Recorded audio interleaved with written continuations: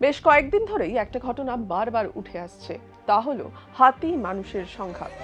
আমরা যদি 11ই ডিসেম্বর থেকে 27শে ডিসেম্বরের পরিসংখ্যানের দিকে তাকাই, তাহলে দেখতে পাবো হাতির আক্রমণে মানুষের আহত হওয়া থেকে মৃত্যুর ঘটনাও সামনে এসেছে। ক্ষয়ক্ষতি হয়েছে চাষের। এখন প্রশ্ন, কেন এত দুর্ঘটনা ঘটছে?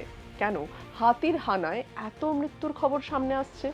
তাহলে কি হাতির দল জঙ্গলে যে করিডোর ধরে যায় তার বদল ঘটছে? বদল ঘটলে কেন ঘটছে? সমস্ত প্রশ্নের উত্তর খোঁজার চেষ্টা করব।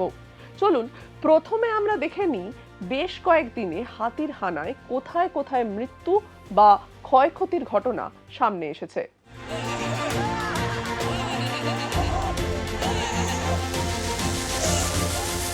11ই ডিসেম্বর, বাঁকুড়া।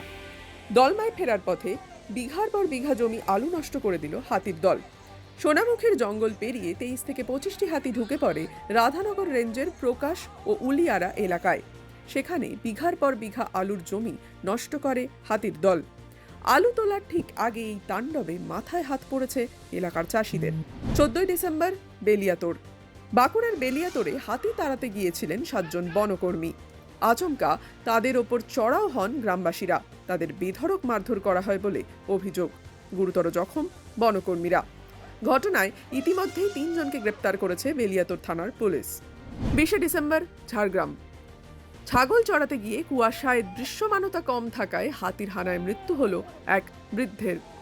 ঝাড়গ্রামের লোধাশুলি বিটের পেনিয়াভাঙা এলাকায় ঘটনাটি ঘটে। বন দপ্তর সূত্রে জানা গিয়েছে, হাতির হানায় মৃত বৃদ্ধের নাম জিতেন মাহাতো। বাড়ি ঝাড়গ্রাম থানার গাড্রো গ্রামে। মাইকিং করেও সচেতন করা হচ্ছে মানুষজনকে। 21শে ডিসেম্বর, পশ্চিম মেদিনীপুর। শীতের সকালে ফের হাতির দলকে উত্ত্যক্ত করার ছবি সমাজ মাধ্যমে ভাইরাল। মেদিনীপুর বন বিভাগের অধীন পশ্চিম মেদিনীপুরের ঘটনা বলে জানা গিয়েছে। গোদাপিয়াশাল রেঞ্জে থাকা 30 থেকে 35টি হাতি আরাবাড়ি রেঞ্জের মির্গা বিটে ফিরে আসার সময় মহিষডুবির রাস্তায় এই ঘটনাটি ঘটে বলে বন দপ্তর সূত্রে খবর। 22শে ডিসেম্বর, শালবনী। হাতির পালকে উত্ত্যক্ত করতে গিয়ে গুরুতর জখম এক যুবক। পশ্চিম মেদিনীপুরের শালবনীর ট্যাঁকশাল সংলগ্ন চ্যাংশোল এলাকার ঘটনা।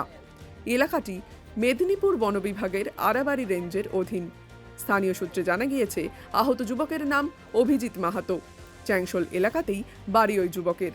27শে ডিসেম্বর, পশ্চিম মেদিনীপুর। ভোরবেলা চাঁদরা রেঞ্জের ধেরুয়া, আমগোবরা, চাঁদাবিলা সহ বিভিন্ন এলাকায় আলু জমিতে ব্যাপক তাণ্ডব চালায় একটি হাতির দল। একাধিক কৃষকের কয়েক বিঘা জমির আলু খেয়ে সাবার করেছে বলে জানা গিয়েছে ওই হাতির দলটি।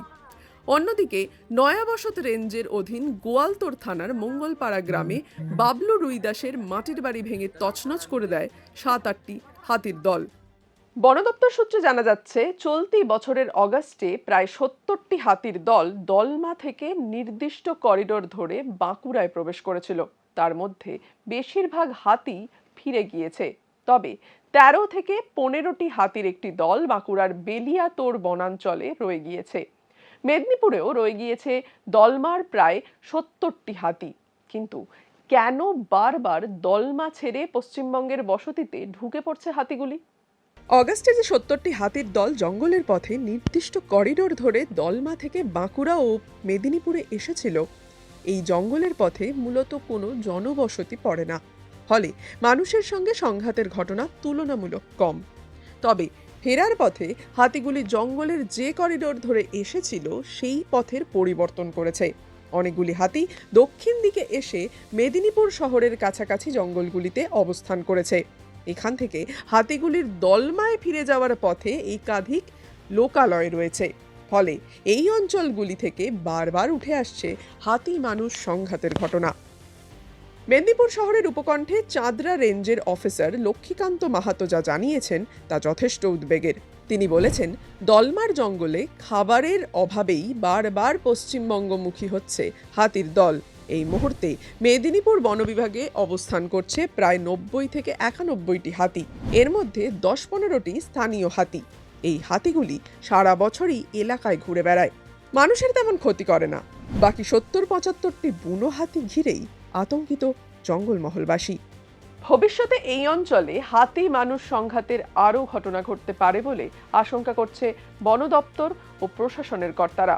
গভীর জঙ্গলে মিষ্টি বাঁশ ও ঘাসের চাষ করা হচ্ছে যাতে হাতির দল জঙ্গলের মধ্যেই পর্যাপ্ত খাবার পেয়ে যায়। তবে এই প্রক্রিয়া শেষ হতে আরও কিছুটা সময় লাগবে।